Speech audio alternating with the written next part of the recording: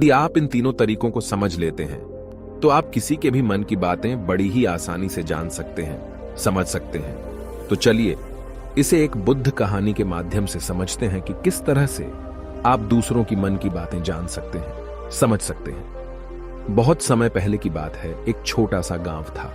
उस गांव में दो भाई रहा करते थे। बड़ा भाई अंधा था, जिस कारण वो हमेशा घर पर ही बैठा रहता था, और छोटा भाई खेती किया करता था। लेकिन खेतों में अधिक जानवर आने से पूरी फसलें नष्ट हो जाती थीं, जिस कारण छोटा भाई बहुत परेशान हो चुका था। तभी उसे एक तरकीब सूझी। एक दिन उसने सोचा, खेतों में से इन जानवर को भगाने के लिए क्यों ना मैं अपने बड़े भाई की मदद लूं। वैसे भी बड़े भैया अंधे हैं, अगर वह खेत में बैठे रहेंगे और जानवरों की आहट आने पर वो उन्हें जोर से चिल्लाकर भगा सकते हैं, जिससे हमारी फसलें बच सकती हैं। इसलिए उन्हें मैं खेत में बिठा देता हूं। ये सब सोच विचार करने के बाद उसने अपने खेत में ही एक छोटी सी झोपड़ी तैयार की और अपने अंधे भाई को उस खेत में बिठा दिया और उनसे कहा, भैया यदि कोई जानवर की आहट आपको सुनाई दे तो आप जोर जोर से चिल्लाना। ये सुनकर वो जानवर यहां से भाग जाएंगे और हमारी फसलें नष्ट होने से बच जाएगी। बड़ा भाई अपने छोटे भाई की बात मान लेता है और वो उस दिन से खेत में ही रहना शुरू कर देता है।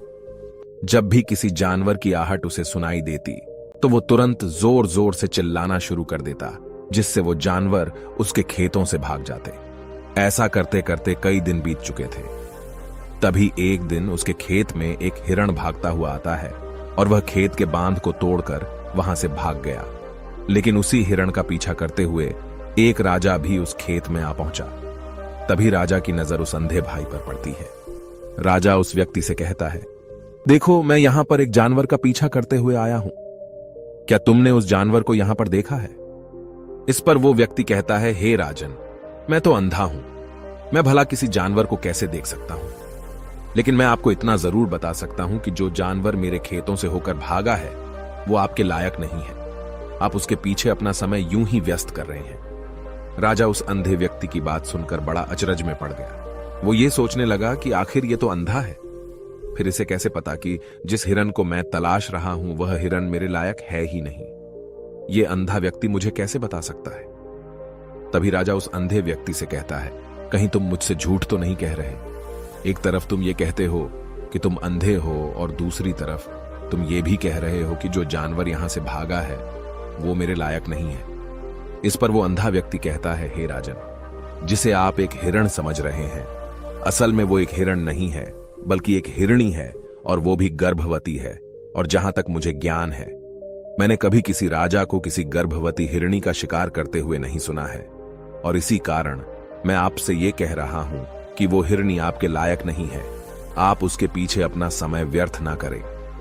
यह सुनकर राजा और भी अचरज में पड़ गया।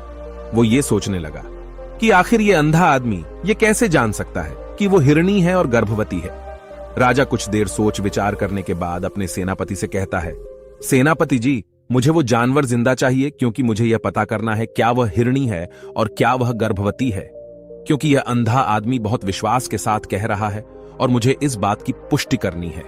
यदि वह हिरणी हुई और गर्भवती हुई तो वह हमारे शिकार के लायक नहीं है, क्योंकि हम तो एक हिरण का पीछा कर रहे थे। इसलिए जाओ और पता करो कि क्या वो हिरणी है।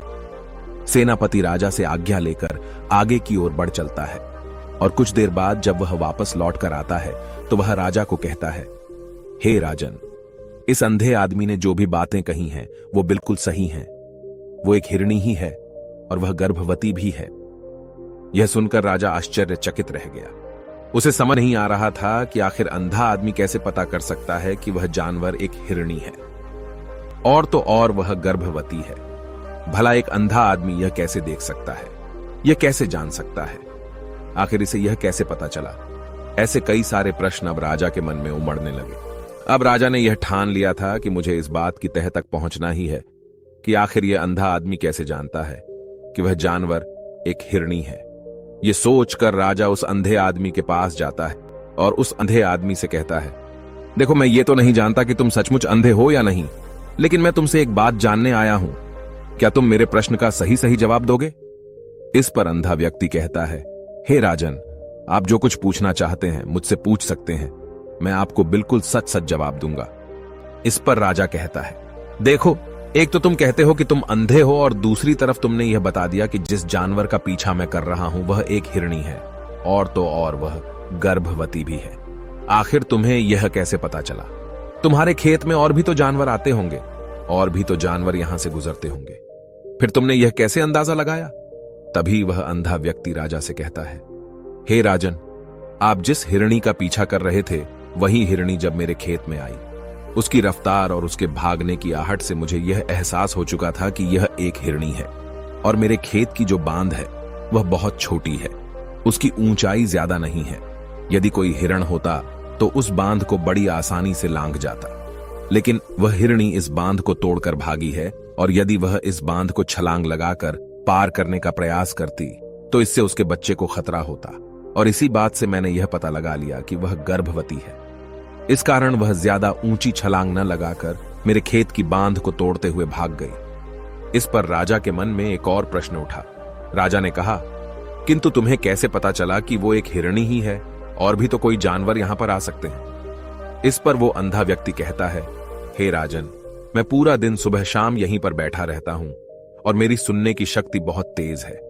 मैं ये बाफ जाता हूं कि कौन सा जानवर मेरे खेत में आया है, और उसी के आधार पर मैं जोर जोर से चिल्लाता हूं ताकि वो मेरे खेत से भाग जाए और मेरे खेत की फसलों को नष्ट ना कर पाए। राजा उस अंधे आदमी का यह जवाब सुनकर पूरी तरह से संतुष्ट हो चुका था। वो मन ही मन ये सोच रहा था कि आदमी भले ही अंधा हो, लेकिन ये तो बड़ा ज्ञानी मालूम पड़ता है। इस आदमी से कुछ ना कुछ तो काम निकलवाना ही चाहिए। ये विचार लिए हुए राजा वहां से वापस अपने महल की ओर लौट जाता है।